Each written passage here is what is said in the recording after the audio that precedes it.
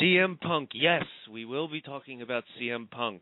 Been asked that I don't even know how many times over the internet during the past 24 hours, but yes, we will be talking about CM Punk, okay? Got a lot to get to tonight. Welcome to Wrestling Roundtable Radio. I'm the host, Eric Santamaria. Been in wrestling a little over 6.5 years, coming up on 7, closing in on that. Yes, my job is to edit and talk about wrestling all day. How about that? And listen to Howard Stern half the time, too. But anyway, I'm hosting Roundtable Radio. The number to call is 347-857-4647. We want to hear your thoughts on the latest goings-on in pro wrestling. No mixed martial arts talk this week. We're going to sit on that for a little while, but I'm sure everyone wants to talk about CM Punk because that's all they've been talking about on the internet in the past couple hours, couple days, whatever. So before we get to that, I want to let you know some of the things that have been going on WrestlingRoundtable.com. Been tons of updates on the site. I've been archiving a lot of things, updating a lot of things. You could check out the SmackDown and Raw recaps by Zach Fellows and Bill Treadway. Those have been updated. Columns are updated as well. Bill and Zach writing there as well. There's been a couple guest columns there, including Jamal Reynolds' latest martial arts background column, which was a really good read. Even Corey has one of our recaps up. Yes, the latest TNA and WWE pay-per-views, even ones from 2000 with ECW Living Dangerously and WWF's Judgment Day, or WWE's Judgment Day from 2006. Lots of pay-per-view recaps. Even Bill covering his attendance of the New Japan House Show recently in New York. So lots going on. And if you're joining us in the chat room, thank you.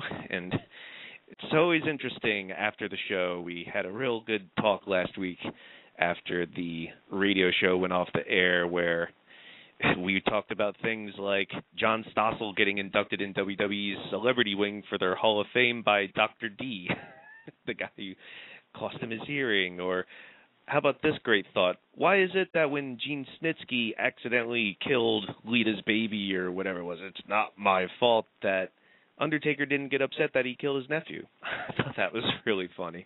And, of course, it always degenerates into who's the hottest woman in wrestling at some point. But if you're joining us in the chat room right now, don't stay there. Give us a call, 347-857-4647. And before we get down to the nitty-gritty, introducing our panel for the night, and I'm hoping some more call in during the course of it. But right now, our radio panelist in Chicago, Coriander Ake. Hello, Corey. Hello, Eric. Good evening, everyone. Good evening. And also, Will Brooks. Hello, Will. Hello, everybody. And I want everybody to know that I'm not upset that even though we all tried really hard last night, that my dick was not a trend on Twitter. I know we tried, but I'm sorry it didn't work out. Maybe next time. Will Vafides, TLD, is on our line and making noise. What's going on, TLD? Sorry, man. I'm having this 94% fat-free popcorn. Got to stay in shape for the match that I'm going to have in March. Oh, my God, it's going to be amazing. It's only a couple of months away. You know, I'm getting ready for it. But, yes, cannot wait to talk wrestling. Great to see a lot of people reacting to the Facebook posts last night. We got a lot of hits on that, so we're going to have a good night of wrestling talk. Yes, on Facebook we have two pages, the group page and the fan page, where the Wrestling Roundtable, not the Roundtable Universe or Roundtable Fan Nation or anything like that. The Wrestling Roundtable has lots of fans, and we hope to hear from all of you. Also on our line is Rodney LeConte. Hey, yo, Rod. Hey, yo, how's it going, Eric? What's the latest goings-on with Rodney LeConte? And you can find out more about Rodney LeConte on RodneyLeConteFilms.com. What's up, Rod? Getting back into training after a 2-3 week layoff, doing some work on Grappling Kings, booking some more videography work, and working late, Eric, working late. I just got home from work about like 2 hours ago, so my brain is pretty fried. Tell me about it. I know people are wondering where our latest shows are, the ones we just taped on Edge and the Macho Man, and, of course, the show after that, which was all MMA, and I'm sure everyone's going to love that, which is the old school UFC, look back at the SEG years and Randy Couture's career. But, man, I'm backed up a lot. I mean, I'm sure some of you, I know Corey saw on Sunday, which was Ring of Honor's Best in the World 2011 iPay-per-view, airing live on GoFi Live, I got on the pre-show with Kevin Kelly. It was pretty surreal, Rodney, to think that, weren't we watching this guy in high school, and now here I am standing next to him calling a pre-show. How about that? That's awesome, man. It's great when you have those realizations that you're standing or having a conversation or working with someone that you've grown up watching, and you're just like, wow, this person actually exists, and here I am talking to them. So weird. And yeah, I mean, I remember you and I when we would watch Raw in your room every Monday night and stuff, and we're watching this guy interview The Rock and stuff, and now I'm standing next to him announcing this, what was hyped as the biggest show in Ring of Honor history. It was really cool, and Kevin Kelly's a really cool guy. I like him a lot, and I also want to thank Sinclair Broadcasting / Ring of Honor for giving me the opportunity. It was really cool. Everyone said I did a good job once I got to the back, and that's what really counted, more so than the people booing me the moment I spoke. But I expected no less than that. But you saw the pre-show, Corey. How'd it go? I think it went really well. It was sadly the only thing I saw of Go Fight Live, as the site crashed right after the pre-show. I was very fortunate to have gotten the pre-show, and I think you did a great job. And that was a very nice pimp suit you wore. It's not a pimp suit. We were just talking about this. Unless I came out in a furry hat and sunglasses with rings and bling and all that shit. I mean, thank you, though. I thought it went well, like I said, and yeah, I guess it's not a surprise that the site crashed for you, unfortunately, and I'm sure you can get the replay because that's available now. But more buys for this show than I think that was in the pre-sale than for like their biggest show last year. So it was the most viewed Ring of Honor show in history at that time, and great attendance.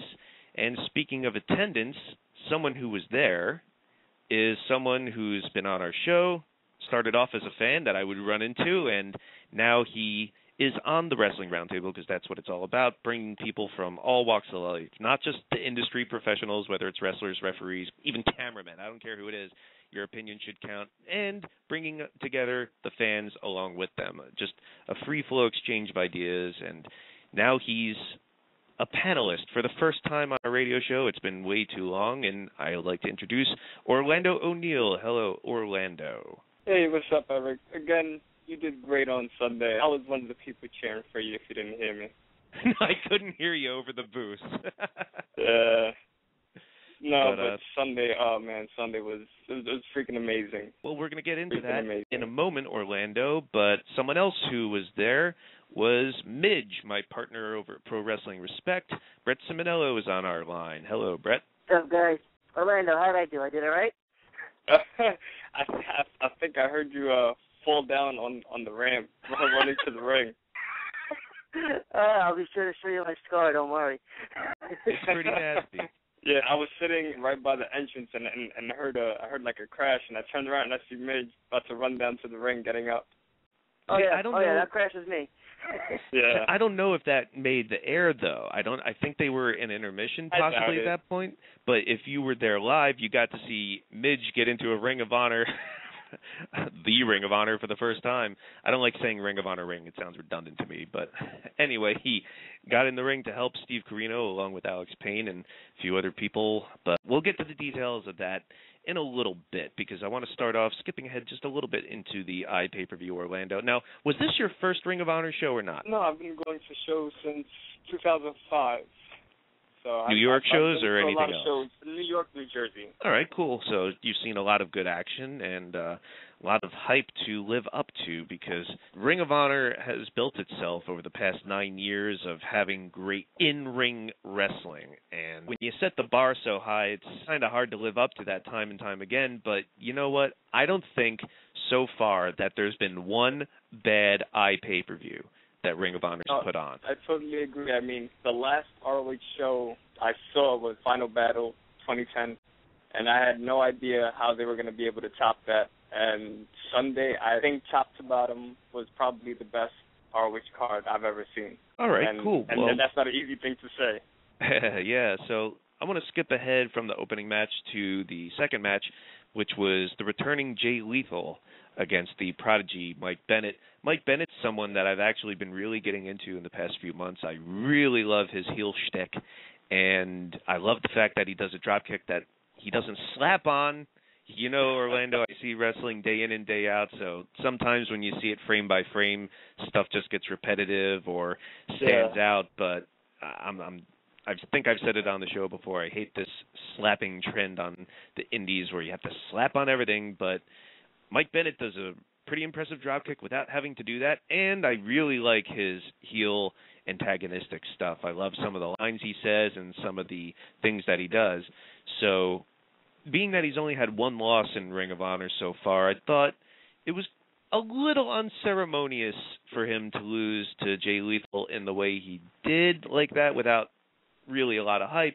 But on the other hand, Jay Lethal returning to the company where he really started establishing himself. In fact, speaking of Jay Lethal, Rodney, I got to tell you this one. So I ran into Jay Lethal backstage, right?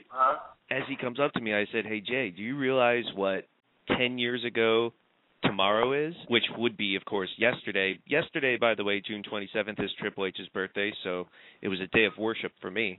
June 27th, 2001. I said, "Do you know the significance of that date, Jay?" "What's that?" "That's the day that he won the free training at JPW, Rod." Oh, I know. Wow. You said it. And look where he is now. Yep, and it's weird thinking, man, we were at that tryout too, and now I'm sharing a locker room with him doing this pay-per-view. It's surreal.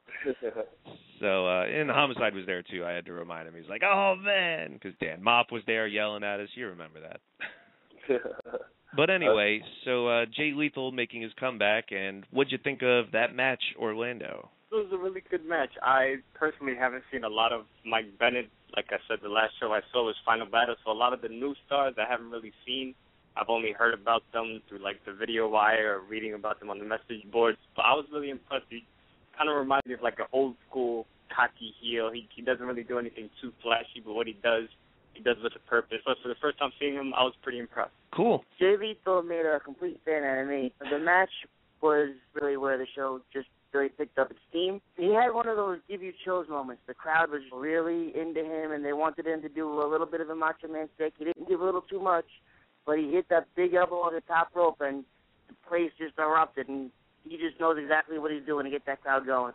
Someone else who's been a frequent participant in JPW, where Jay Lethal started out, along with Ring of Honor, but making his Ring of Honor debut in this case was Rhino. Once again, I ran into him, and I said, I haven't seen him in this building in 10 and a half years.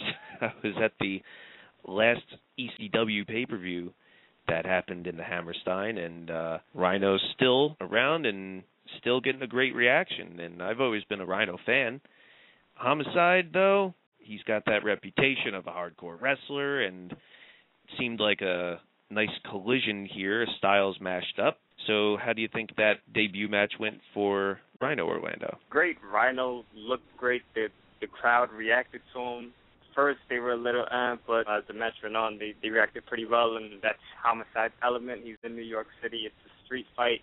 I think they could have went a little longer, but, I mean, again, the gore through the table at the end, that just brought everybody out of their seats. I think it's good for what it was, but I think it could have been a little longer because I think it was really starting to get somewhere. But I liked it. First off, Homicide really started this match off right by getting the fans into it. Homicide being a New York guy and Rhino being a Detroit guy reminded the fans, look, just because he's Rhino, don't go rooting for him. It's our home turf. Don't let this guy come in. And they got behind that real quickly. But this was an old-school Rhino. This isn't WWE Rhino. This isn't TNA Rhino fighting for a contract. This was old-school ECW Rhino looking to kick somebody's ass because he had fun doing it. It was awesome. Right before intermission was the Steve Corino and Michael Elgin match. Preceding this was the angle with Kevin Steen that got a great reaction. Of course, the Ring of Honor officials not allowing him over the guardrail, and the match ensuing. Elgin is someone that I've also become a big fan of in recent months. I really like his power stuff, even though people often, because of, I guess, of his size, compare him to Baby Rhino. I think they were chanting at him or something. But Elgin always impresses me with some of the stuff he pulls out, including when Carino went for that plancha and he caught Steve Carino, and then did the ramming power slam into the guardrail and on the floor. That was pretty cool. That's no easy task. Steve Carino, 2011.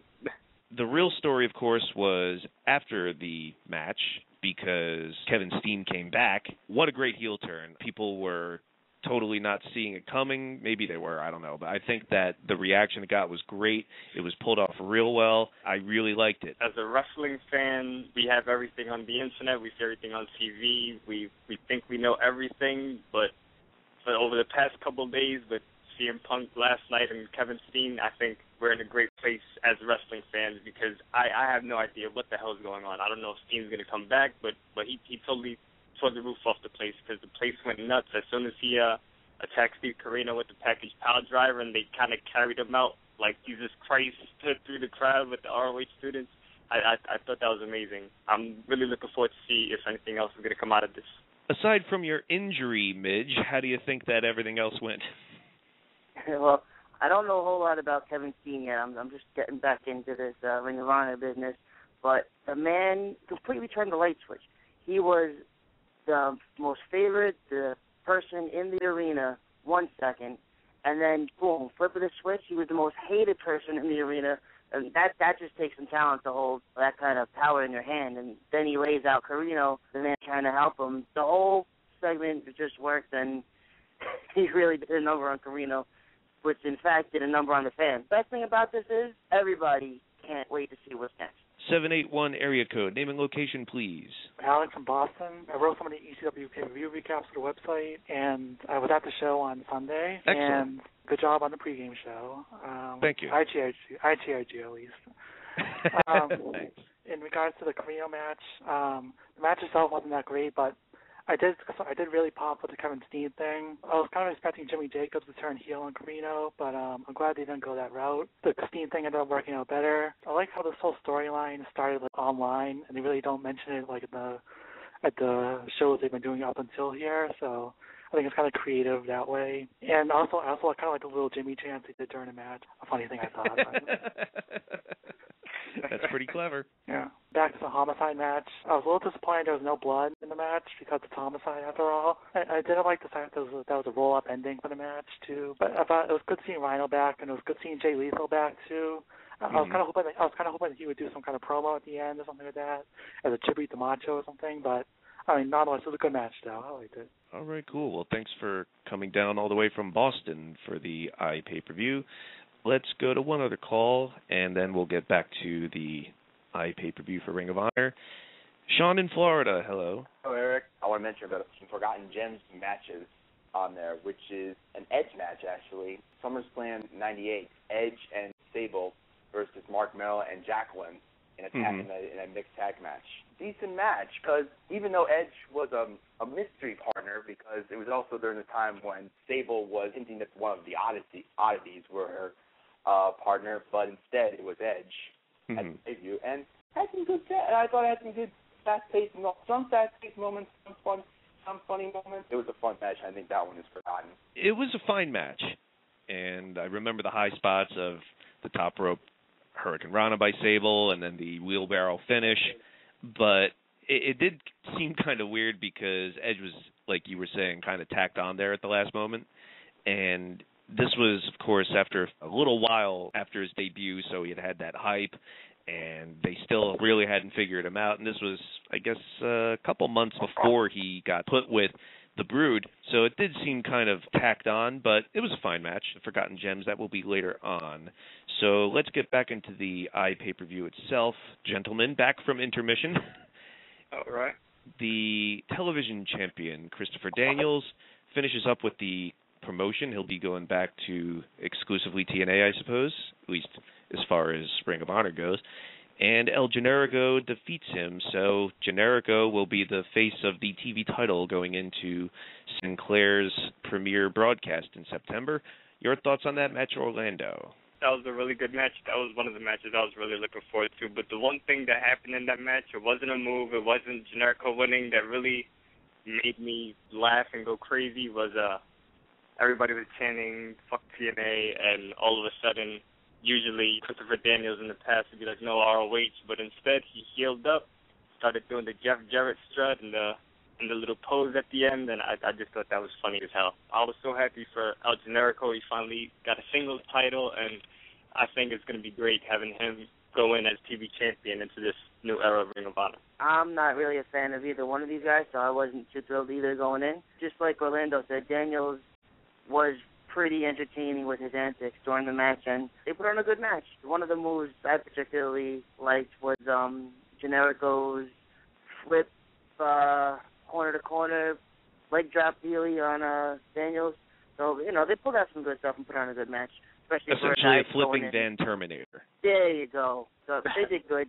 I didn't want to see it, but I wound up liking it, so that works for me. All right, well, moving on, the co-main event was the four-way tag elimination match. The only thing that I was slightly disappointed with about the pre-show was we were kind of restricted by time because I had a lot to say about this match and didn't get to elaborate on it too much, but I really liked the dynamic of this match because on one hand, you had the Kings of Wrestling sandwiched between the team that they took the belts from and the team they lost the belts from, plus ANX. This was only All Night Express's second title match, and of course there's three other teams involved. And then you've got Haas and Benjamin, Wrestling's greatest tag team, who I believe were in four-way tag title matches back when they were the SmackDown tag champs back in 2004. And then you've got the Briscoes, who, of course, are the standard for tag team wrestling in Ring of Honor. In fact, they've had more belts than anybody in Ring of Honor ever, I mean, including singles. But that promo that Jay cut last week that was on YouTube, day one, as much cursing as there was in it, yes, and it was just a tad too long, I thought was one of the best promos in Ring of Honor history.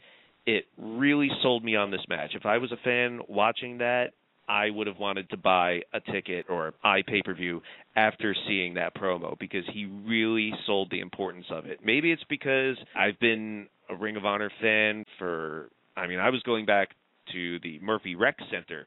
We were talking about June 27th before. June 27th, 2002 was crowning a champion with Loki winning the title.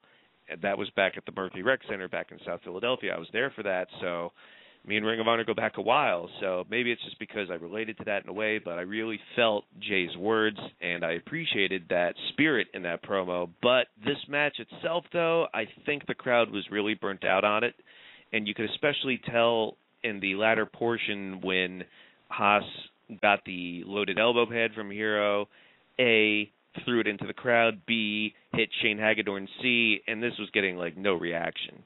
And I remember last year when Haas and Benjamin debuted, and you'll remember when they broke out the Bad Company / Orient Express double-team press on the ropes, the leapfrog, and that got a huge reaction, and this time, none. So it was kind of sucky in that sense if the crowd was burnt out like that. It wasn't a bad match, I don't think, but let's see what you think because you were in the crowd, Orlando. I thought it was a pretty good match. I thought it was going to be a lot better. I think it started out pretty slow, and I think that might have turned the crowd off a little bit, but I think it picked up pretty well.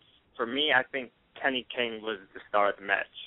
I think Kenny King shined bright. He showed his athleticism. He matched up well with Shelton Benjamin, and it was great to see the Briscoe brothers. They had their new ring gear. You could tell that they're serious this time. They look like militant rednecks.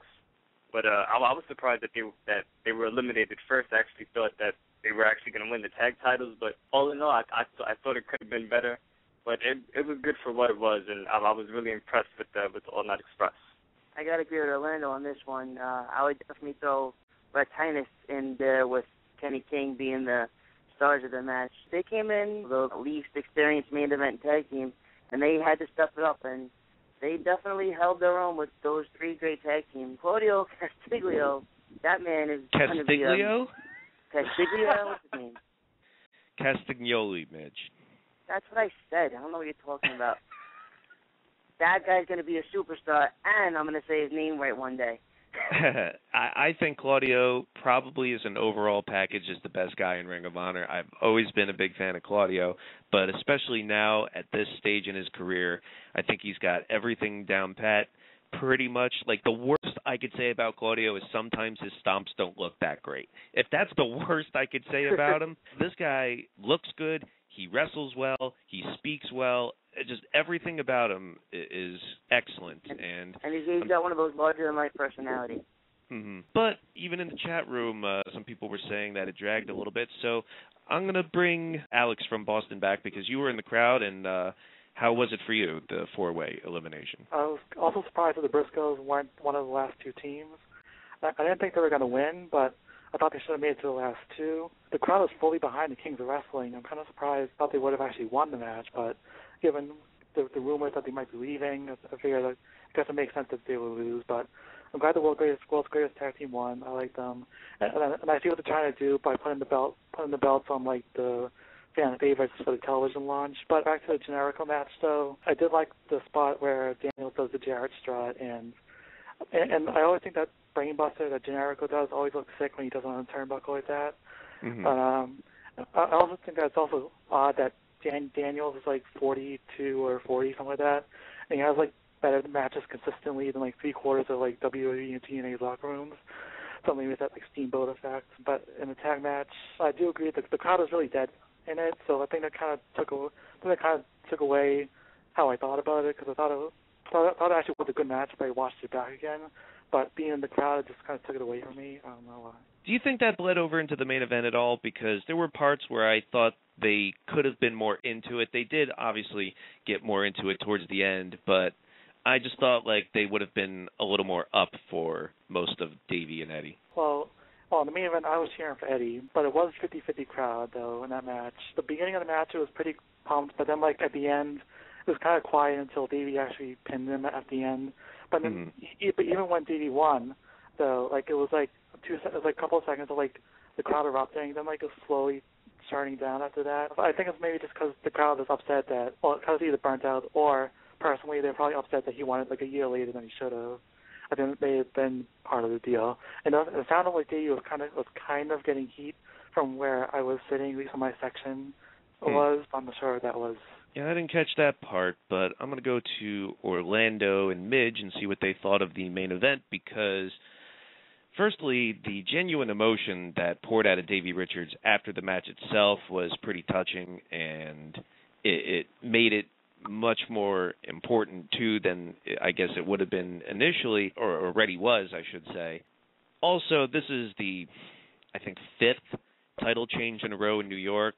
I understand this one and the previous one with Eddie kind of had to be there, but I hope that trend is over at this point, because it'd be nice to see it happen elsewhere for a change. But like I said, the way that they got into Eddie being the champion was really well done. People weren't expecting it, and if Eddie Edwards was going to win the title at any venue, it would have had to have been New York, because even though he's from Boston, he was really popular in New York because of the performances he's given there over the past couple years, specifically the Gory by Honor 8 match, the tag ladder match with American Wolves against Steen and Generico, where he wrestled with a arm that was broken the day before in Boston. So ever since then, Eddie Edwards has been a favorite in New York, so it was appropriate that he win the title there. And also with them going into Sinclair, it kind of makes sense with Davey leading the way now as the face of the company. But I'm going to question you, Orlando, if you think that it was yet another case of too late, in the sense that Ring of Honor the past few times, or past several years, has seemingly put belts on guys that should have won it earlier. I know last year when it was Death Before Dishonor in Toronto, the pay-per-view, Davey against Tyler, some people thought it should have been back then, but people still seemed into it now. So what do you think about the match and the outcome, Orlando? I thought it was a really good match. I love the transitions that they did, and especially the finish where it looked like he soccer kicked Eddie's face off. Oh, man, that finish was freaking nuts. You could play for Team USA right now.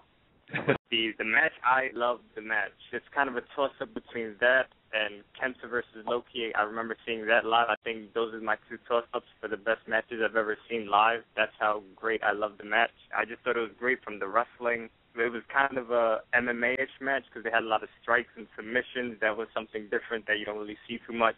And they did it really well. They made it really believable. On the note of Davey winning the title, and if it was too late or whatever, it was perfect. ROH is moving into a new direction. They should be backing them. And if you heard the crowd reaction, the crowd went nuts. The people told the story. Ring of Honor is ready for the new direction. I think Davey's ready to carry them. He's been around for about 5 years now. For the past couple of years, he's been putting on the best matches on the shows, and I think he's going to continue to do so, and he's going to carry Ring of Honor into that new direction. I'm a big fan of transitions, especially in finishing sequences and finisher attempts and things like that, so there was lots of that in this match, but I remember specifically the Jujikatame armbar counter out of the backpack chin breaker that Eddie was trying, and Davey turned that into what you would call in wrestling a cross arm breaker. Thought it was brilliant, loved it. What'd you think of the main event, Midge? It was very appropriate the way the match started with, I think it was Davey Richards. He had the Rocky quote.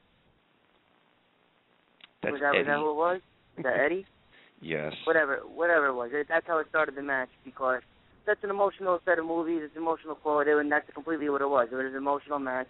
It had a lot of oh my God moments.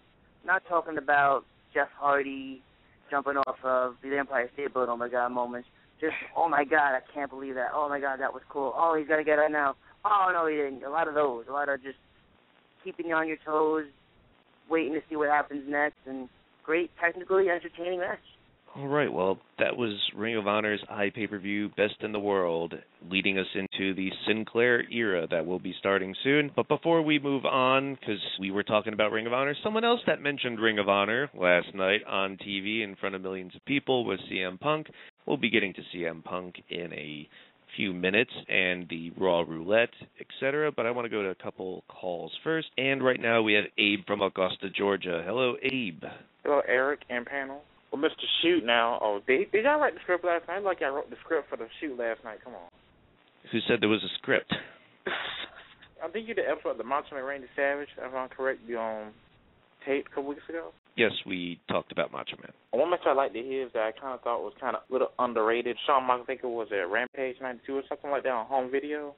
Yep. I thought really good. Of course, that's probably going to get much a lot, but it's a really good match and kind of show you can get over anybody. And if I'm going to ask you a little something, you don't mind me answering, but would you consider him you missed the WrestleMania before Shawn Michaels was, considering he had about 4 really good all-time great WrestleMania matches and stuff like that with Steamboat, Warrior, Flair, and Hogan? Absolutely. And that's come back into my mind recently, especially with all the reflection on Macho Man that everyone's been doing as far as wrestling fans go lately. And I'm going to bring you back on for this one, Rodney, because you'll remember when we did our Best and Worst of WrestleMania show, I think a year or two ago, that we got a lot of shit for not mentioning Shawn Michaels at all. Yeah. Which, yeah, it does sound ridiculous because the guys had a lot of great WrestleMania matches, but you know what? When we initially thought of our favorite WrestleMania matches, sorry, they didn't spring to mind. There were others that we liked more. And this whole idea, because I've heard that elsewhere, of Macho being the original Mr. WrestleMania sense, I was thinking, man, you know what? I think that's really true because this guy really has to be one of the all-time greats because being right up there, like a half a step behind Hulk Hogan in the golden era, that takes a lot of talent. And not only that, aside from the uniqueness of his promos, his voice, his look, this guy was great at everything. The visual, the character, even the acting, if you want to call it that. But then you get in the ring, and this guy was literally great at everything. Abe just mentioned the matches with Steamboat, and then wrestling 4 matches the next year in one night with the great title win at WrestleMania 4, great match with Hogan at 5, the great match with Warrior at 7, gave Warrior probably his best match ever, and of course the emotional moment with Miss Elizabeth afterwards, WrestleMania 8, awesome match with Flair, and moment afterwards as well. even WrestleMania 10, his last one with Crush, that was a fun hardcore style match, the last man stand, whatever they called it, I forget at this point. But what do you think about that idea, Macho being the original Mr. WrestleMania, Rod? That's a great idea. I mean, he's given us so many wrestling memories, and like you said, he was a total package. I mean, he could speak, and when he spoke, everybody listened. He had a unique voice. Like an all-around package that was never duplicated before, never will after. Talk about him being right behind Hogan in the Hogan era. I mean, when he fought Honky Tonk Man that Saturday night's main event, that scored like a 15 rating. That 33 million people, Eric, watching him. Can you imagine if any wrestling show, even any MMA show, had people watching them? Like, they would be overnight superstars. But wait.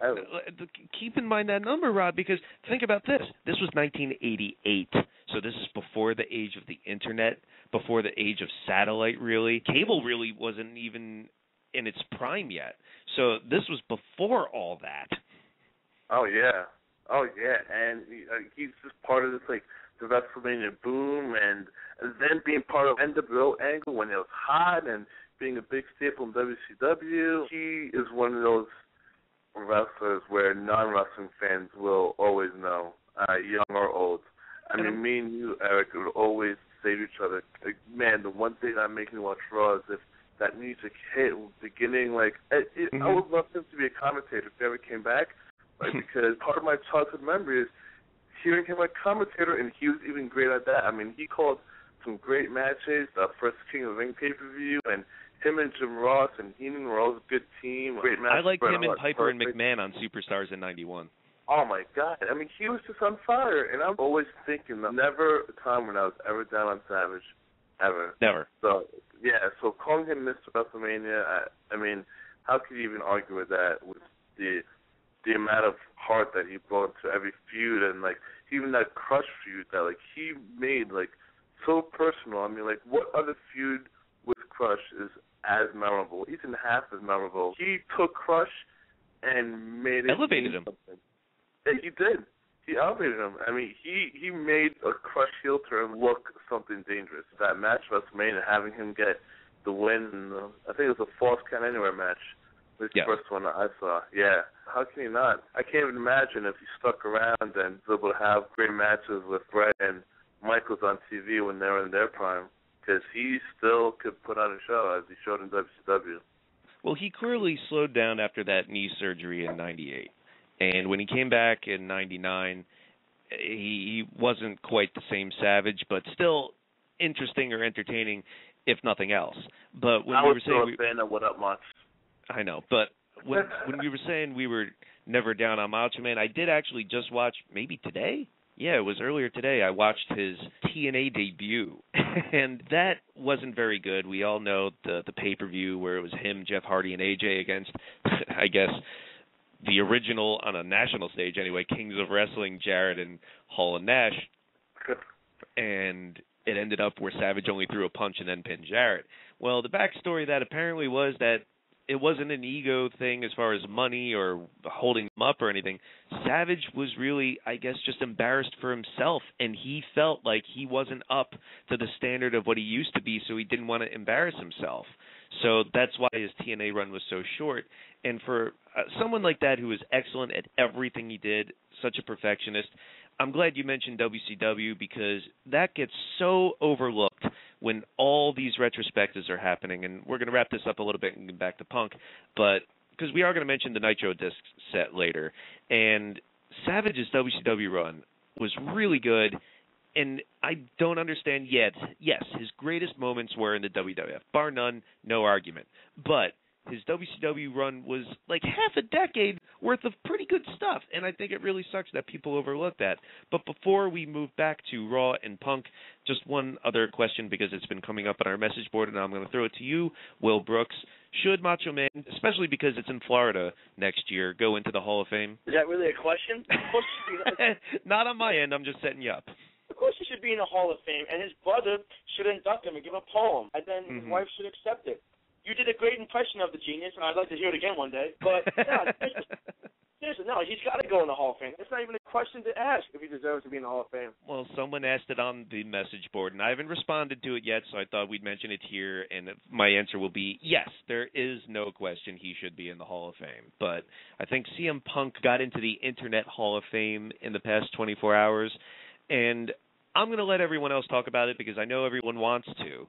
But before we get into, and we'll talk about Raw Roulette too if you want to, but of course the main story is CM Punk on Raw. Now, the Internet lost their shit for a couple hours. A lot of argument whether it was a work, whether it was a shoot. Yeah.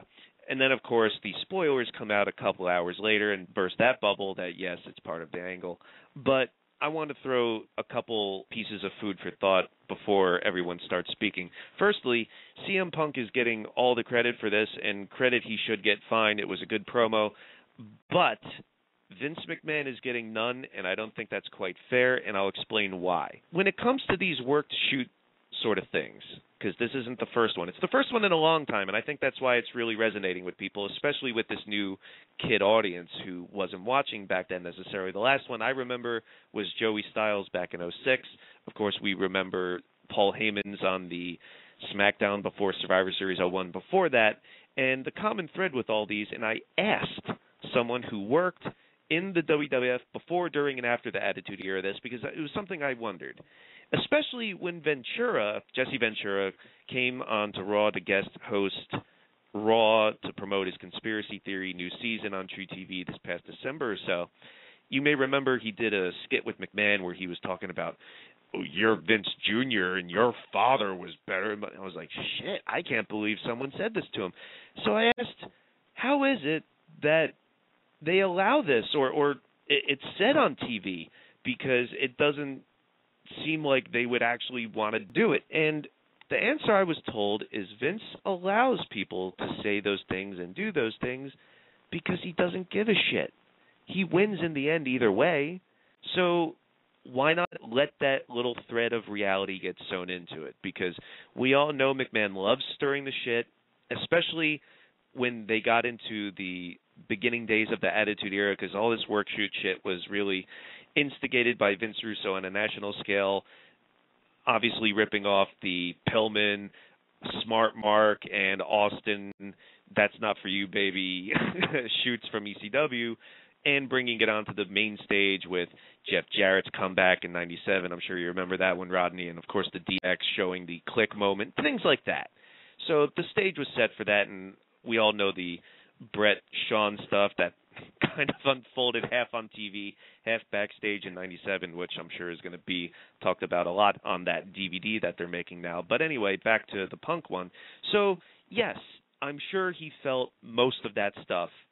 I mean, I don't know if he really thinks that Stephanie McMahon's an idiot and Triple H is a doofus sort of stuff, but the way he pushed the Internet's buttons with all the name dropping and inside references got everyone buzzing. So in that sense, I think the promo was money, because even though some of the criticism I've read is that, well, of all the times to do this angle on a week before a taped show, this spoiler ruins it, and we all know it's a storyline now or whatever. But even if that's the case, I think that they sold pay-per-views last night, because either way, even if we know now that it's part of the storyline or whatever, that the fans still don't know what's going to happen at Money in the Bank.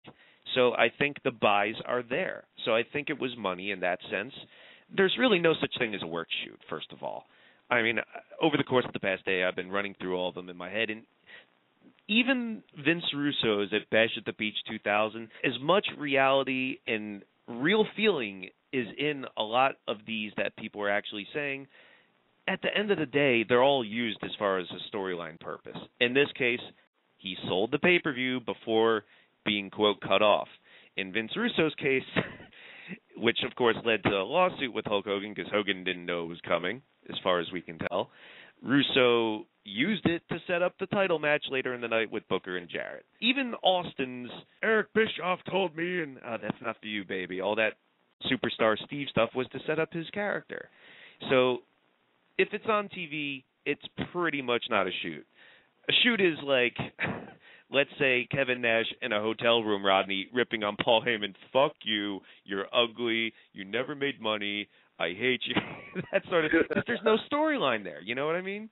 Like, it's not leading to anything. They're not working together. In fact, Rod, I was thinking about all these work shoot things. The closest thing I could think to an actual shoot on TV is Scott Steiner. Yeah, Scott Steiner would pretty much say whatever he wanted, and especially in WCW, like, they didn't have that McMahon, like, that figure that, like, people, like, fear. Like, they're all getting paid, like, a lot of money. And the WCW, it showed that people had a lot more freedom for what they're saying, so you didn't have the McMahon filter there. Well, it was chaos, really. And because I say Scott Steiner out of all these work shoots or whatever, because all these work shoots, so to speak, like I said, had a purpose in the storyline or to set up something, even if people were really meaning what they were saying to a degree. Because Scott Steiner would say shit that had nothing to do with anything. Like, he'd be feuding with DDP and all of a sudden just rip on Ric Flair for no reason. That was Steiner, man. That's what made WCW that interesting. And I agree with you as far as the work. I mean, I think the closest thing I could think of to be an actual shoot or not on the microphone is maybe Bradshaw beating the fuck out of the Blue Meanie on the ECW pay-per-view. Okay, well, that's different. I'm just talking as far different. As this sort of thing. You know what I thought of, Rod? Do you remember when Shawn Michaels super kicked Booker T out of the NWO and then ripped on The Rock for no fucking reason? Yeah, we've always kind of looked at each other whenever we'd be watching Raw, and we were watching Raw around, like, the DX06 era, and they make, like, jabs at Kurt Angle or something like that, and we're just like, oh, they have to be cute, huh? Yeah. As far as the CM Punk thing, I mean, I turned it on probably around 11:05, and I didn't have the volume up all the way, but I thought it was funny that CM Punk was sitting down and Cena was in the ring and didn't look like he was talking to him, so I'm like, huh, well, this is interesting. And then I'm hearing his promo, and I'm like, wow, like, he's saying some pretty cool stuff. Like you said, like, the Joey Styles stuff definitely was great, and the Paul Heyman stuff, and there's definitely a lot of truth. But like you said, it's worth for a certain angle. I mean, how could people think it was, like, real if he kept saying, when I win the WWF Championship on July 17th or whatever? Like, he kept promoting it. Yeah, how can you think that's a real shoot when he keeps saying the title match and the date? I can't possibly think how you could think it's real. I mean, like you said, Eric, it's real feelings, and the delivery was great, and he looked very relaxed. He mentioned Brock Lesnar and ROH. I like the little high Colt Cabana thing. I thought that was pretty cool. It's something that we don't really see. I mean, I remember one of the first ones I kind of saw was 96 when Jim Ross brought back the fake Diesel and Razor, and he had that 20-minute shoot interview and talked about it wasn't 20 minutes, but yeah. It was not, so maybe like 10 minutes. I don't think it was even that long, but. Yeah, but you know, come on, Rodney, you're a videographer. You know time always gets exaggerated. It's always good to blend reality into these storylines because this is what drives people. People know that Stephanie's probably going to take over. People know that Triple H helping out in the back, but they always try to, like, fool you into thinking that, oh, no, this isn't really what's going on. But when you pull back the curtain a little bit and let people into the world that we feel that they try to hide so much, like it brings a lot of interest, people start to question, wow, what am I seeing? I mean, I think that's why the NWO angle worked so well because people really thought that if Vince was sending Hall and Nash to invade these guys because the delivery was so well. Same thing in this promo, the delivery was so well and seemed so natural. As soon as she started saying, you know what, John Cena, you know, I just kind of like you, and started talking about him kissing Vince McMahon's ass. I don't know Cena. I never met him, but sometimes you could tell how a person is if you've seen him on TV enough. Maybe I could see that. I mean, he has been on the top for a while. Punk's in the back. Maybe he's telling some truth. So it's always good to see that kind of stuff. Even if he's not, it's so easy to work the internet, and especially when we saw last year with NXT and the Daniel Bryan sort of thing with Michael Cole. It's funny because all these, quote, smart marks or smarts or whatever you want to call them think they're so fucking intelligent, and yet they're so easily manipulated. We all know Vince McMahon hates the internet because, like we talked about Zack Ryder last time and everything, but yeah, right. He's getting no credit for it, and I find that amazing because, like, even Pat on our message board, I called him out. Like, he said, I'm not giving WWE any credit for this at all. I was like, you can't do that because they're the ones that facilitated this. Punk pulled it off, sure, but they gave him the go-ahead. So I'm going to give everyone the go-ahead to give Punk his verbal blowjob right now, and everyone can talk about the promos. So I'm going to go down the line. Corey, you're up first. Well, I think I understand why a lot of people don't want to give McMahon credit. As you very correctly pointed out, McMahon does not care. Clearly, if this man cared at all about the product he produces, A, it would not be garnering the 3.1 it got last night, and B, Punk would not have been pissed enough to go as far as he did, and C, they would have cut his microphone right before he got into the words New Japan and Ring of Honor. I think it would have stopped at "nuh." Well, yeah, it wouldn't. As soon as he mentioned the idiotic family and all that other sort of stuff, it wouldn't have even gotten that far. And it was still on the air after the mic got cut. And you, thinking this was a legitimate shoot, as so you said on Facebook last night, should know better. I don't see how McMahon cannot get credit for letting this happen or drumming up interest for the pay-per-view, because that's exactly what this did. At a time when WWE is looking for people to watch their show more, yeah, you rip on the 3.1, but you know what? It's still number one on USA. They're still doing about 4 or 5 million viewers every week. They're doing just fine as far as TV goes. In fact, TV licensing fees is one of the few areas that they make money every quarter. But just to give you an example, it just came out that the Extreme Rules pay-per-view back in April did like 65,000 buys. Or Rodney, can you imagine a WWE pay-per-view with like a guaranteed title change, which would be Christian and Alberto Del Rio for the title, and Cena on it, and co-branded, whatever, a month after WrestleMania, or just after WrestleMania, that the next fucking WWE pay-per-view would do so bad? And you know why? It came the day after UFC in Toronto. Wow.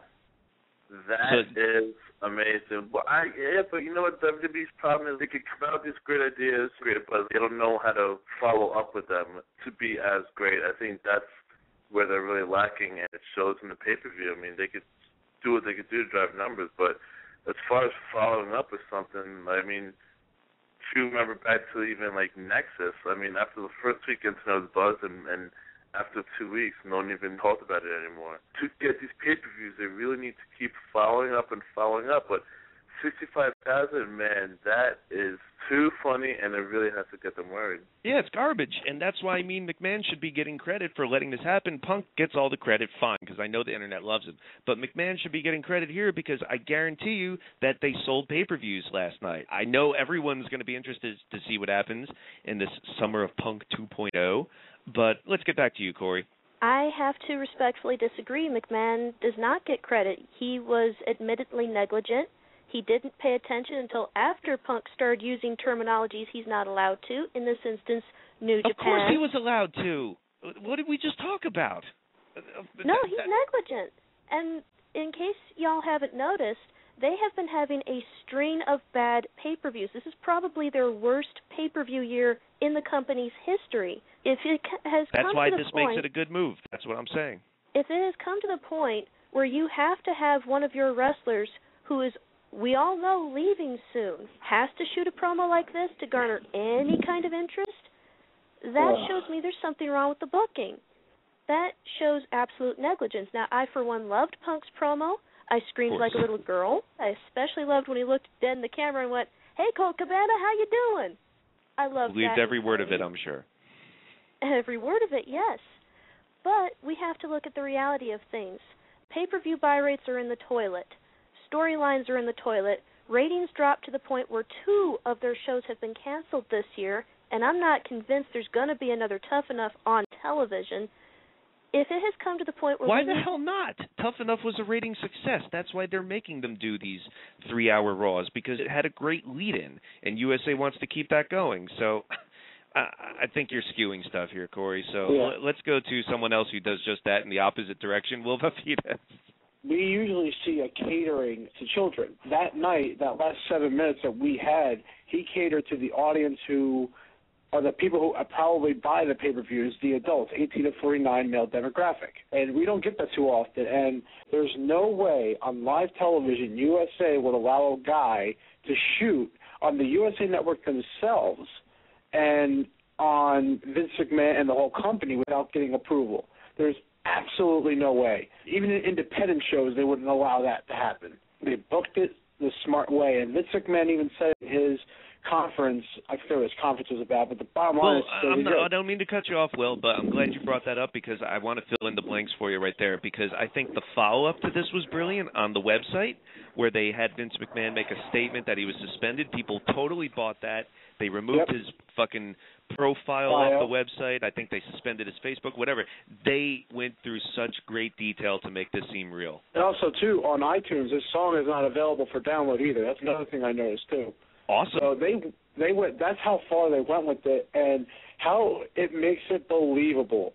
When was the last time I could say something was believable? Maybe the Rock John Cena thing is more believable because they did have that war, but this is going beyond wrestling. This is talking about politics, company strategy, the boss.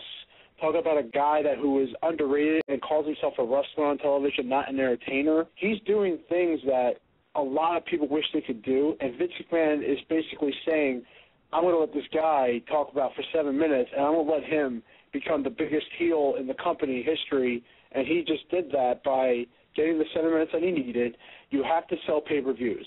I'm buying Money in the Bank. I'm not going to torrent the website, and I hope no one else does either, because as of respect to CM Punk and the whole pay-per-view, you should order this one and made it bigger. I'm more excited for this one than I have been in many pay-per-views. I don't even know if Mania even follows up on this, but they're pulling all the stops. If I read the ratings for the show, the 18 to 49 male demographic went up high when CM Punk decided to say, I'm leaving July 17th. So that should tell you something, that fans who haven't been watching, or at least who might skip it and DVR it, are going to watch now. And it's a big deal, and he's sticking around after the company. There's no way they're going to let him leave because he's got too much steam, and there's no way that would happen. I'm sure he signed an extension, and I'm sure he'll be around. Corey, you need to understand that a company's way of how they're doing it. They're spinning this in a way to make someone like you believe that he really meant, or he really got the freedom to do what he wanted, and no one cut him off. But that's how real he made it. Because if he can convince Corey that it's absolutely real, that he shot off like that, then obviously how many more people are believing it? The ideal situation to me would be if he really feels like that, sure, give him some time off and do this angle. I just find it funny, Rodney, that in 2011 it's gotten to the point where someone says the word wrestler on TV and it's a shoot. That's what it's come down to, apparently. It's pretty sad. Punk's got the internet credibility already, so if anybody else was going to try this, I don't think it would have made so many headlines. Vince McMahon is the super genius that you guys all love to hate. Just exactly what you guys are saying. Vince McMahon and CM Punk are the perfect couple. He's your guy. He's the internet guy. He's the independent guy. He's the guy that, the anti-WWE guy that just so happens to be collecting a paycheck from them every week, that all of the Coreys are behind. And him and Vince McMahon form a team. Vince McMahon creates his own rules for CM Punk to break. If CM Punk would have made this promo on Raw 12, 13 years ago, we probably wouldn't be talking about it, because Stone Cold had said the same thing to The Rock. Doesn't even matter. Vince McMahon made up a whole new brand set of rules. CM Punk broke a bunch of rules that McMahon let him do, and he got the whole internet and everybody all riled up. It's great for wrestling. It's great for Raw, but a lot of people are just being ridiculous. I'll say. Will Brooks, your thoughts on the promo and Raw in general, because every Monday night during Raw you are in our chat room, and this was Raw Roulette from Las Vegas. Shawn Michaels, DDP on the show, but the big story was Punk. Your thoughts on everything? Raw was great. Sin Cara's match against Evan Bourne was phenomenal. Because I read some people didn't really care for that match, which is funny because that's the match everyone wanted to see the week before, the power to the people, and it got fucked up, and so people were looking forward to this, and then I read people shitting on it, so I'm glad you liked it. Well, they're out of their damn minds. It was a great match. They also had tag matches, Rey Mysterio and AY. It was a really great tag match. The whole crowd was going nuts for it. It was a lot of fun watching it. But, yeah, Punk's promo obviously stole the show. I thought it was brilliant, and it fit the character, what they're trying to do right now. His whole gimmick right now is the fact that he's going to take the towel and shit on it when he leaves WWE. That's the whole point. His character is, I don't give a fuck. That's his whole gimmick right now. So him going on like TV and saying all the shit you're not supposed to say was brilliant. And then cutting off the mic and cutting the fade to black like it's a fucking Sopranos finale was great. I thought it was brilliant. It really drove that point home. And yes, it made me think for a second, damn, maybe I should get this pay-per-view. But then I remembered, no, it's Money in the Bank. No, thank you. If it was lead up to SummerSlam, then yeah, I would really consider buying because it's SummerSlam, which is why I think they probably should have done this maybe a month later. It would have been, I think it would drop it bigger. But anyway, it makes me laugh when people thought it was real, though. I mean, real. First, the first signal that it wasn't real was he went to the top of the Titan the stage and set Indian style. That's what he does every time he comes out. If it was real, he just would have stayed next to ringside. And if it was real, there's no way Cena would have kept selling it in the ring as long as he did. Plus, everyone noticed the Austin shirt he was wearing because obviously they want to do that match down the line. I even said that on the chat room. I thought it was funny. He's wearing a Stone Cold shirt, but they were telling me it had something to do with last week because he got stunned or whatever. I can't remember. I thought it was brilliant, and I loved every second of it. And then Vince McMahon suspend him and take his whole bio off the website was brilliant. It made sense. It was gorgeous. But people got to remember, this shit is fake. It's a show. It's all set up. There was a response. A positive or negative response. This got a positive response. It did what it was supposed to do. It's going to help sell the pay-per-view. And it was brilliant. I applaud Vince McMahon. Every time I think he really doesn't give a shit, he does something so brilliant, it makes you think, wow, maybe we'll turn the corner here. Maybe we're going back to one of the WF glory days. I love it. I haven't felt this way since, well, actually, I did feel the way when The Rock came back, but I haven't felt this way since the Nexus opened up, which I think is hilarious because now you think about it, this is the last two times I ever got excited, Nexus was the center of it. But anyway, I thought it was great. I'm actually might look forward to this pay-per-view. I'm probably not going to watch it. It's not live. But, no, I thought it was great. It really sold the point that Punk's character is, I don't give a shit. I'll do whatever hell I want because I'm going to win the title and leave with it. You can kiss my ass on my way out. I loved it. It was brilliant. And that's it. Royce from Pomona, California. Hello. Oh, hello, Eric. With the Punk, I did that yesterday. Anyone who was on the chat yesterday saw I was not happy with it because I'm just not a fan of worked shoots. To me, it makes everything just seem more fake. You were the one that said if Vince Russo had done it, everyone would be shitting on it, right? Yeah, that was me. Good line. Because it's kind of true, because they did that last year. Did TNA have that show, that work shoot hour show, and everyone was shitting on it? But just like with anything else Punk does, Russo does this sort of thing all the time. It's his MO. But like I said, I think because this is the first one in a long time and because of who it was, they pulled it off. Yeah, I guess. But then it kind of calmed down, and then I watched it again this morning, and I think it's kind of cute. It's funny. It's cute because at least it wasn't the standard. Hey, it's not sports entertainment. It's wrestling. Look at us. We're saying it's wrestling. That ain't that cute. And well, it was, just in different words. Yeah, it kind of was, though. Even now, I just really don't see the point. It just seemed like, do you think the point was to sell pay-per-views. I know, but it's like, really, do we have to do this? I mean, Rock never had to do that to sell pay-per-view. Hogan never had to do that to sell pay-per-view. So I'm just saying. Good point. Do you think the same people who thought this was real probably thought McMahon blowing up in a limo was real? It's two different people thinking things are real, two different segments of the audience, but same effect, I guess. I thought the Sin Cara Bourne match was good, though. Okay, well, it sounds like your phone's in the ocean, so let's move on. Justin from Eagle, Wisconsin, what do you have to say? Yo, Eric. One thing for the Hidden Gems one, maybe fans in the UK might remember Edge versus Lesnar and Paul Heyman on their Rebellion pay-per-view back in 2002 for the WWE Championship. That was a pretty well-worked match, and kind of when I watched Edge back then reminds me of how Morrison is now, how he was on the cusp of main event status. My second thing is that with ROH moving on to national TV, any predictions on how their initial ratings are going to be? Oh, well, being syndicated, I don't know. With cable, it's easy because obviously you can track them with Nielsen should you choose to pay for the ratings, which most people do. HDNet obviously didn't, so those numbers never really came out. But I couldn't answer that one, no. Yeah, it kind of relates to the ROH Punk shoot. This was a topic on the message board. Matt might have seen it. The booking scenarios that Ryan from Massachusetts posted. First scenario was CM Punk versus Undertaker WrestleMania, but Punk shoots on the Undertaker and forces Taker to legitimately tap, ending the streak. What would you do in that scenario on the fly? Would you fire him, let all that credibility go to another company, let him roll with it? What would you do? I'd have to answer that on the message board. Sorry, I'm just trying to move on here. Yeah. I'm sorry. Let's move on. Aaron from Maryland, you're on. Hello, Eric, and I want to say nice how you do to the panel. I got a couple quick things that I'd like to say. That the Punk promo was tremendous. It made it sound out coming off real, and I like that. Even though Vince McMahon didn't like that or whatever, it still sounded real, and they incorporated the storyline, and it's going to incorporate them to buying the pay-per-views. And I got two little quick forgotten gems for you guys.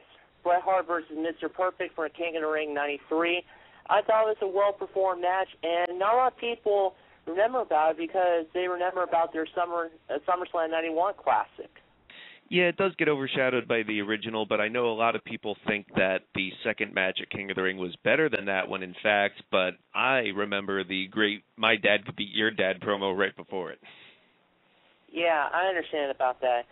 And lastly, never forgotten classic, I believe it was on SmackDown 2 weeks right before Survivor Series. It was a tag match in the main event between Kurt Angle and He We Do Not Speak Of versus Edge and Rey Mysterio for the tag belts in a 2 out of 3 falls match. I thought that match was tremendous. It really skyrocketed Edge and Rey Mysterio's careers in the WWE, and it made entry to see what they're going to do at the Survivor Series with the 4-minute tag, incorporating with Los Guerreros in it. All right, well, thank you, Aaron. Moving on, Pat from the message board? Oh, yes. Okay, you're on a different number from last time, so I was kind of confused. Oh, okay, yeah, I got a number change, my friend. All right, cool. So nevertheless, glad to have you on, and I speak. So glad to have you on, and what's on your mind? Well, obviously, I want to call about the CM Punk thing. Obviously, I was on there yesterday and saying that indeed it's not going to get me to buy the pay-per-view. I felt it was a nice promo. It definitely said a lot of what I have a problem with WWE about. I mean, it definitely got into it. My whole thing is it just reminded me everything I don't like about WWE. The whole thing with Johnny Ace not talking about wrestling. I mean, if it's going to remind me of everything I don't like, why is that going to get me interested in buying the product more? Well, maybe not you, but I think that for most of their audience, it definitely has people interested in seeing what happens. If Punk wins, does he take the belt? If Cena wins or not? Maybe if Punk wins the Money in the Bank, people use the briefcases on him. Who knows? I think they've created some intrigue, if nothing else, for what's going to happen at their pay-per-view. For the 18 to 49 demographic, I think it was a nice moment for them, but I can think the reason why I have a lack of faith in Vince just comes down to one word, and that's Nexus. That whole thing should have been much bigger than it was, and in the end, it turned out to be a total flop and dud. And it just seems like that's gotten me to lose entire faith that when there's a great idea out there, Rodney kind of was talking about it a little while ago, that when there's a great idea, they just don't know where to take it to the next step. That's why I fear that with this Punk thing, that's what's going to happen. I know a lot of people have been saying that in the past day, comparing this to last year with the Nexus thing, but I'll say this in defense of it. The difference is that was a straight-up storyline. This had that gray area that had people wondering. Eric, I hope you're right, my friend. I definitely would like to see some good, I don't want to just say wrestling, because I know that's like the shoot term now, but I just want to see something that at least entertains me a little bit, that'll keep me interested for more than just like a couple of weeks. I want something that'll keep going for a few months. You know, dare I say, another NWO, but I don't need necessarily that, but just something that can captivate, that'll keep people around. I've heard people talk maybe of trying to turn this into like a indie group, like when they have Tyler Black come in, Daniel Bryan maybe joining up and doing something like that. I don't know if that's going to happen, but that would be kind of an interesting idea at least. Mm-hmm. I don't blame you for having a cynical view on it, because that has arisen from consistent fuck-ups, really, where they have something start off really hot and drop the ball at some point, whether it's immediately or down the line. What you're looking for, Pat, is follow-through, correct?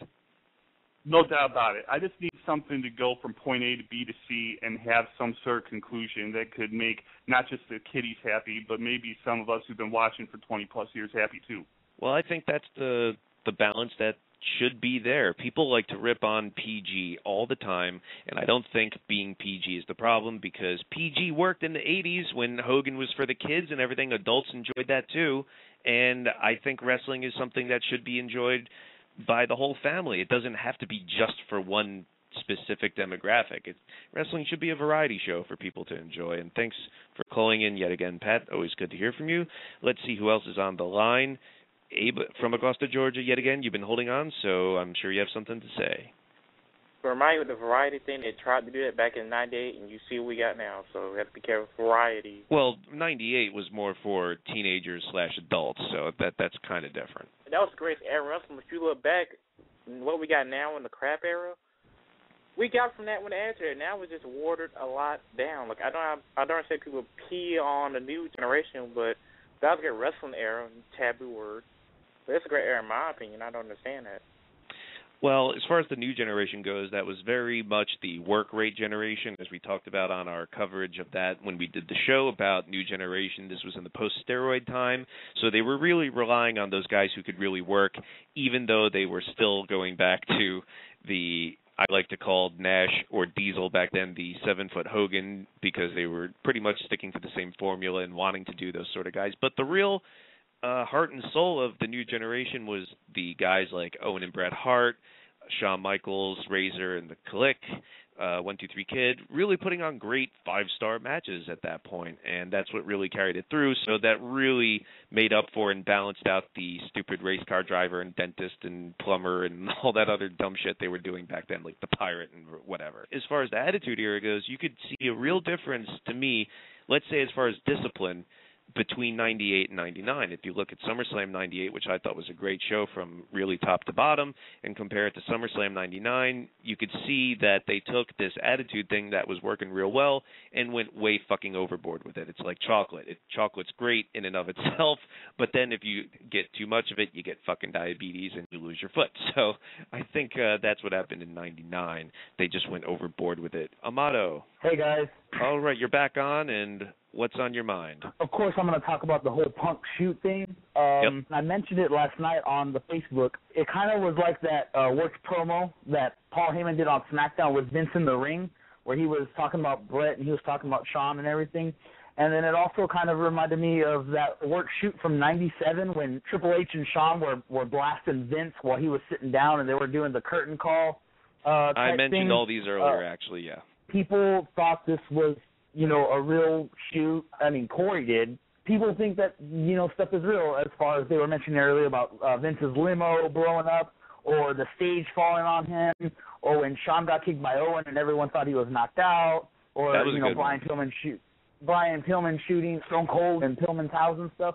Things like that, people will remember. Yeah, it's a good point. And even though those are more overt storylines, I guess, when, like I said, you sew that thread of reality into the storylines, as Bret Hart so eloquently said back in '97 or so, it really adds something to wrestling, and I think that's, in general, what's been missing. What's missing from this show right now is the news, though. We're going to skip the news and polls this week. We have some polls on WrestlingRoundtable.com now. One on the Macho Man Randy Savage, who do you think was his best feud, and one on Hulk Hogan, because Ultimate Warrior is still feuding with Hulk Hogan 21 years later, and what's some of the crazy shit that's going to come out of his mouth about Hulk Hogan this time. So polls on WrestlingRoundtable.com right now, but some of our latest shows this year in Season 4, I want to follow up on those because I'm going to bring you up on this one, Corey, because being in Chicago, of course, you're far away from us, so we're not having you on the panel when we tape these things, and I want to follow up on these shows at some point, though, and use Roundtable Radio as an expansion on these topics. And we've already heard about Forgotten Gems from some of the callers, but the topic coupled with that was the best and worst attire in pro wrestling, and it's been on my mind a lot with the Macho Man Randy Savage, of course. So when we did the best and worst attire, we started off with what you wear to the ring when you're making an entrance. That's a big part of wrestling, of course. So do you have anything in mind, Corey, for what were some of the best outfits that some wrestlers have worn to the ring? Picking up from our talk about Macho Man earlier in the show, there's one outfit, he wore it once in WWF, and he wore it again in his first days with WCW, this lime green suit. It was white and green, and it had this big, thick jacket to it with a lot of fringe, and these beautiful green glasses and the matching hat, and I thought this was just the coolest outfit ever. and it just played so beautifully in the light, especially when he did that twirl on the ramp. I had to bring this outfit up. It was one of my favorites when I was a kid. Well, apparently what we didn't know back then in the 90s about Macho Man is the reason he started wearing those full-body outfits was because this was in the post-steroid time, and this guy was probably a big user before that, of course, and he wore that to cover up in a way. And in our message board, they're talking about trench coats, Sting and Edge, that people really liked wearing those to the ring. But I have to apologize. Every once in a while, I have a lapse, and after a show, I go, how did I not mention something? And one of my favorite outfits ever worn to the ring in pro wrestling, probably the coolest thing I ever saw, was the Great Muta in 1997 when he was in the NWO. I'm sure he wore it in Japan too. I think I've seen some of that. But you might remember when he came out with that skull, looked like Skeletor or something, with horns and this dragon on his shoulders. It was the coolest fucking outfit I ever saw someone wear to the ring. And I'm a fan of Undertaker from around this time frame. I think Undertaker in 98 was really at the top of his game. That was my favorite look and entrance music and everything. But even when he got into the satanic Hava Nagila or whatever you would say, the Egyptian death chant in the corporate ministry in 99, when he had that real cool pharaoh sarcophagus looking goatee and the satanic robe and stuff, I thought that was pretty cool. And even Tatanka coming to the ring with the full headdress and everything, I thought that looked pretty cool. Usually when I go to the indie shows up here, Mischief is one of the best dressed wrestlers. She has this one outfit that has a detachable Christmas green corset to it. It's metallic and it goes with her pants. And I just think it's the most badass corset ever. She is just an immaculate dresser. And Ted DiBiase Sr. had this awesome, you'll notice a lot of green here, green suit. And I have the action figure for it. It was sort of this dark shamrock green. Yeah, it was like 1991, I think. Yeah, it was. It was like 90 and 91, because my figure's from 1990. And it was like this deep shamrock color, and it had these big money signs on it. And I just thought it was the coolest suit ever. I know I'm going to get shat on for this, and I don't care anymore. You, Corey, that never happens. I know I'll get shit on for this, but the Ultimate Warrior had this outfit for the longest time, and this one I also have an action figure for. It was this bright lime green costume with bright neon pink fringe.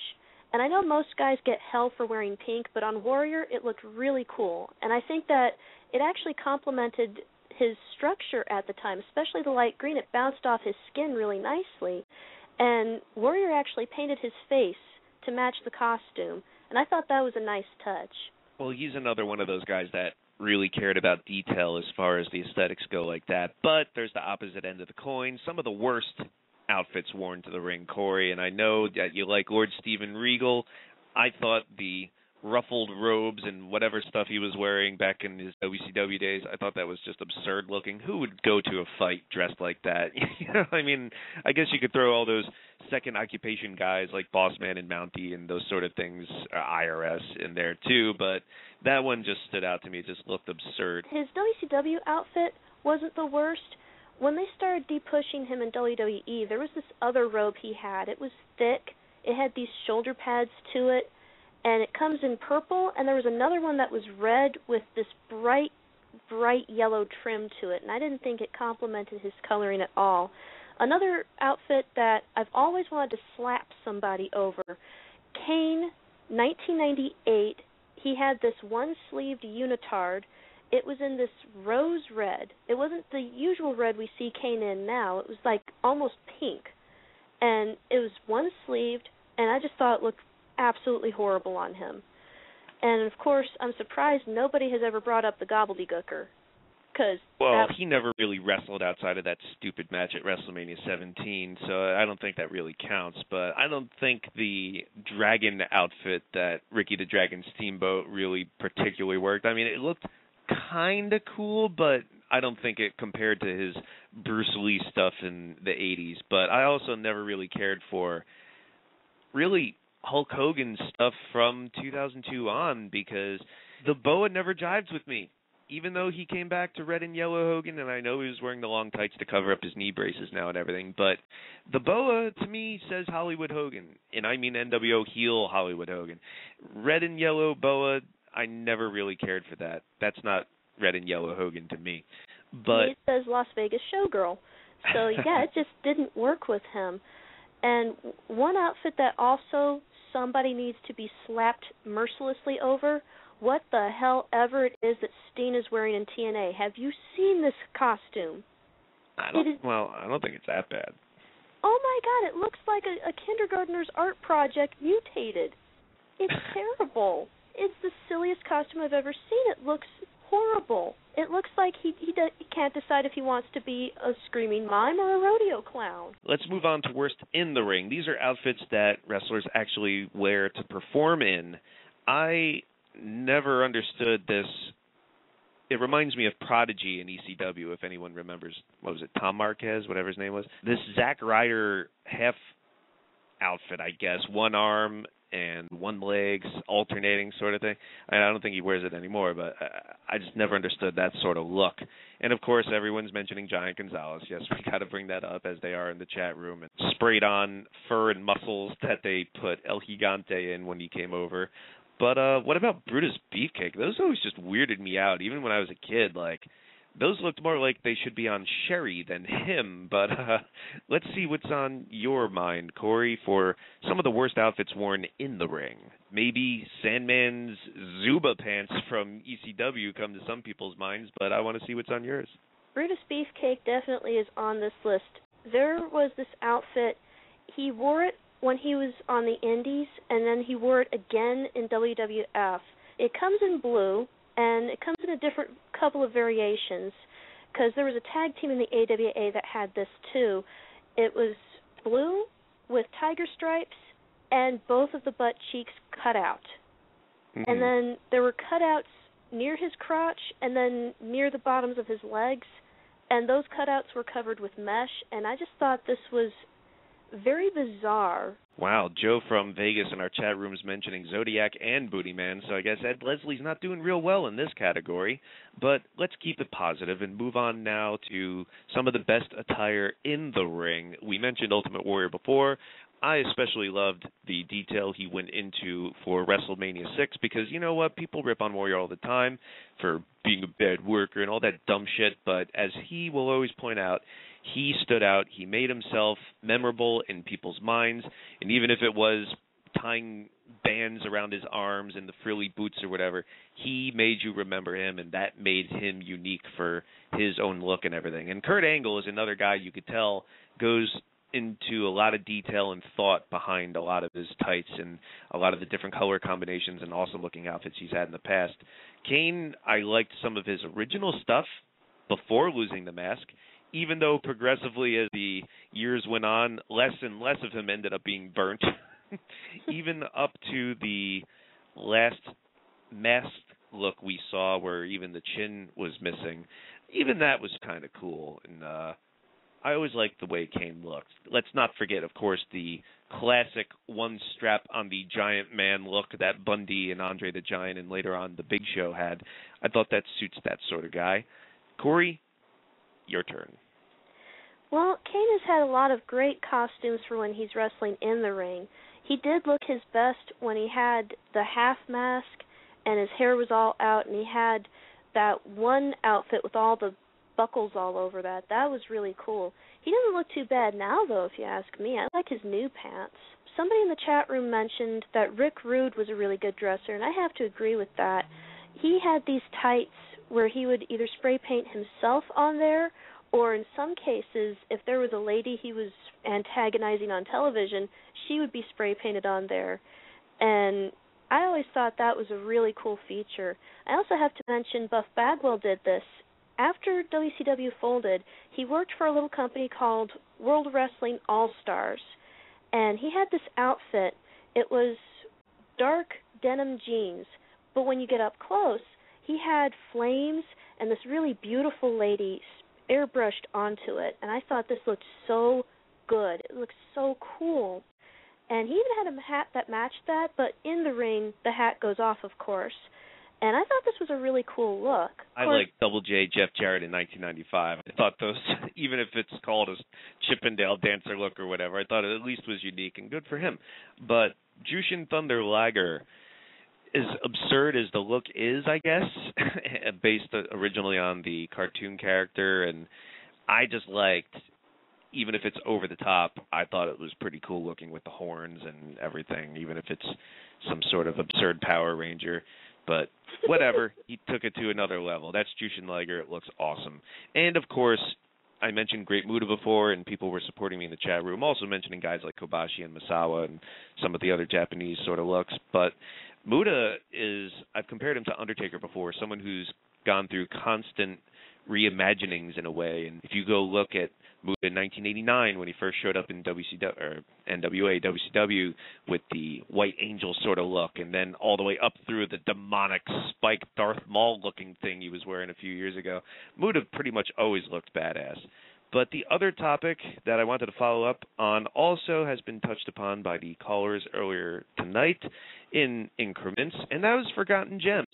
Those are matches that were really good, but kind of get lost in the shuffle, maybe overshadowed or forgotten, but have qualities that make them memorable. So many we couldn't get to.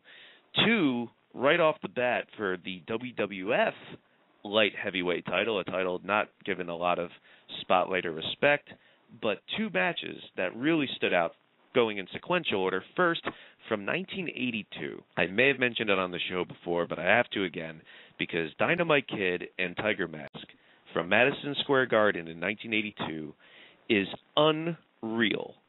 It's amazing to think that these two guys were so ahead of their time that this match not only holds up now, and you could see the obvious influence that it had on future generations of that sort of cruiserweight sort of style matches, but the fact that this happened, not just in the WWF at all in the 80s, but before the Hogan era, no less. It's amazing to think that these guys were being able to pull off this pace, these high spots, this physicality, years before Hulk Hogan even won the title there. It's unreal. It's like a match lost in time, because it still holds up to this day and is still better than a lot of stuff in that style today. But also, the first time I got to see Christopher Daniels was back on, I guess it would be Shotgun Saturday Night for the rest of you, but here in the New Jersey, New York area, they called it locally WWF New York, but the same show. It was Shotgun with Taka Michinoku defending the title against Christopher Daniels in 98. This is the first time I got to see Chris Daniels. He had hair then, but getting to see the Angel's Wings the first time, getting to see all these high spots that he would become famous for, and of course Taka being able to keep up with him in just a great match, really made my first impression of Chris Daniels good, because I was like, wow, I got to remember this guy. He's really good. And there's so many more, but I'm going to give you a chance to say one or two, Corey. Since he's still being talked about, even in the chat, CM Punk's last match in Ring of Honor with Colt Cabana. I was in the crowd for this match. 2 out of 3 falls? Yeah, it was 2 out of 3 falls. Colt won. And I loved the emotion in this match that was genuine out of CM Punk. He didn't come out right as his music hit. They played the music in a loop, and then they played different music, and somebody had to push him, I guess. Music, yeah. He appears on the ramp just in tears. And the emotion that these guys put into this match with every move, Colt lightens the mood with his comedy. He points out stuff that isn't there to Todd Sinclair. And then he turns around and he kicks Punk. He points to the scene and he goes, "There's a bear up there!" And Punk falls for it, and he stomps on Punk's foot. So much energy, so much playfulness to this. It was really beautiful to see live. It was a really, really good match that I encourage people to seek out. This is something that people have forgotten. It needs to be brought back to the light. And also in the chat room, Heart of Darkness mentions Kenta Kobashi versus the Hotness Takayama from, he believes, March 2004. Joe from Vegas mentions Six and Eddie Guerrero for the Cruiserweight title ladder match from Sold Out 97, which was a good match. And the Hodge says, what about those 5-star Melina Alicia Fox matches? So lots of good choices there in the chat room. But I just watched this back recently. Furnace and LaFon, not getting a lot of spotlight in WWE during their run. In fact, they ended up in ECW for a lot of it, but they took on the Hardy Boys on this same show I mentioned before, Shotgun, except this was, I believe, December 97. And I remember this because not just Jeff Hardy whiffing on this Acai moonsault to the outside, he slips and falls back first to the floor. Unbelievable. I just watched it back recently, and it's kind of sad in the way because we all know how burnt out the Hardys are. Matt Hardy and his druggy brother. But being able to see before all these high spots in hardcore and whatever slowed them down, obviously, in the past decade, plus, you see them in 97, it's incredible how much they can move. They are so spry and so fast, getting backdropped over the top rope with ease. And it's even funnier because Kevin Kelly, who's doing the commentary for that match, ends up plugging the UFC in Japan show. It's just surreal to look back on that. And then I mentioned this on the message board, I believe, recently or on YouTube. There was a ladder match, speaking of ladder matches like Eddie and Waltman, Rob Van Dam and Christian for the Intercontinental title on Raw, I believe in 2003. But they had a really good ladder match on Raw. People forget about that. But speaking of Raw, real early on, the loser leaves WWF match that Flair and Mr. Perfect had, it was the Raw after Royal Rumble 93. Really good match that gets overlooked, unfortunately, in a lot of these retrospectives. But speaking of Kurt Hennig, we all know the match he had with Big Boss Man for the Intercontinental title at WrestleMania 7, but the first time they fought on TV, I believe, was the main event, not Saturday night's main event, but the main event, which was a special on NBC after Survivor Series 1990. Mr. Perfect hadn't won the Intercontinental title back yet, and him and Boss Man had a TV match that was just fucking great. I think probably even better than the WrestleMania match months later, which was good too, but this match on TV, Boss Man, Mr. Perfect, and it ends with a countout because Boss Man chases Heenan to the back, I think. Really good match. William Regal versus Fit Finlay. I believe this was 96, and it was a parking lot brawl match on Nitro. It was amazing watching this live, and surprisingly, it is on the WCW Nitro DVD set. What's so surprising about that? It's surprising because nobody has brought this up since the match happened. Most people have forgotten that Fit Finlay, A, ever had anything with Regal, and B, used to have a mullet down to his ass.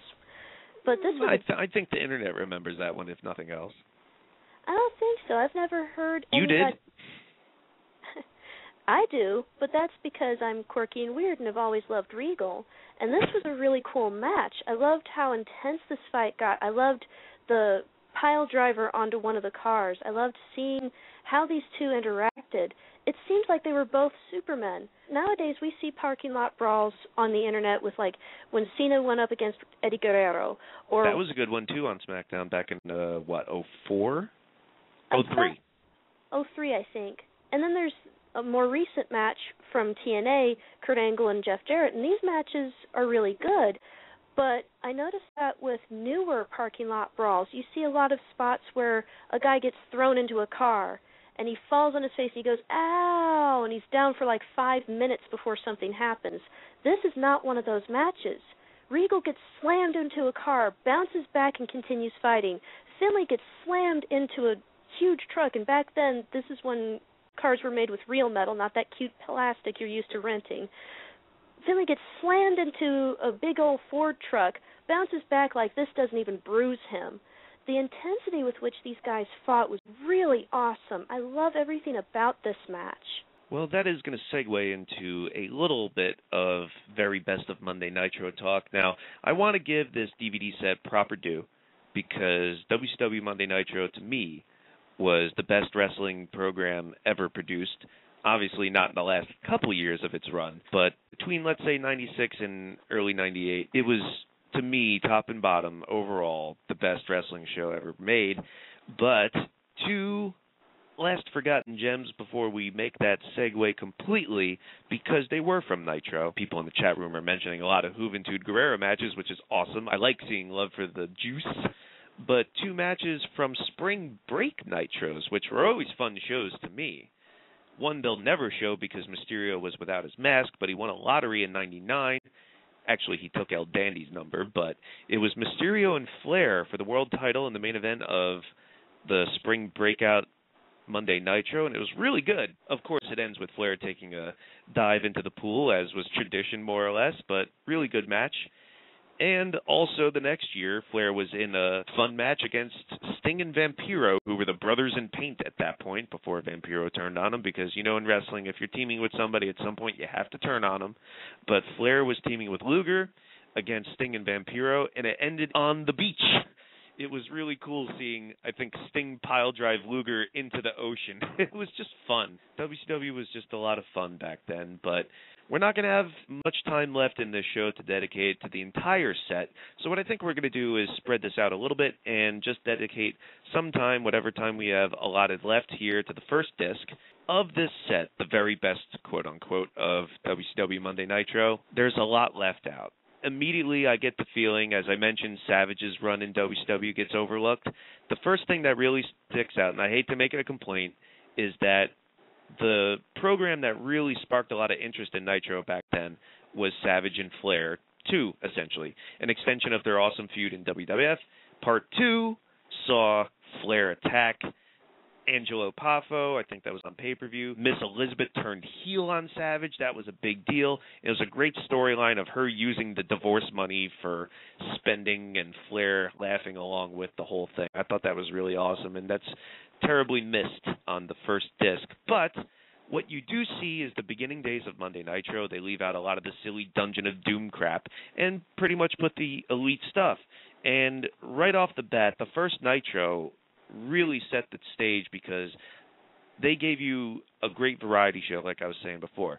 Opening with Pillman and Liger was just such a great move, considering the history they had, the groundbreaking light heavyweight matches they had at Super Brawl, and they replicated some of that there, starting off Nitro in a great way. And the main event, of course, was Hogan and Bubba Rogers, formerly the Boss Man. But we had the huge Luger debut that they did not show, but inserting Luger immediately into a feud with Hogan right at the end of the first Nitro was an awesome ending, and Nitro got off to a great start.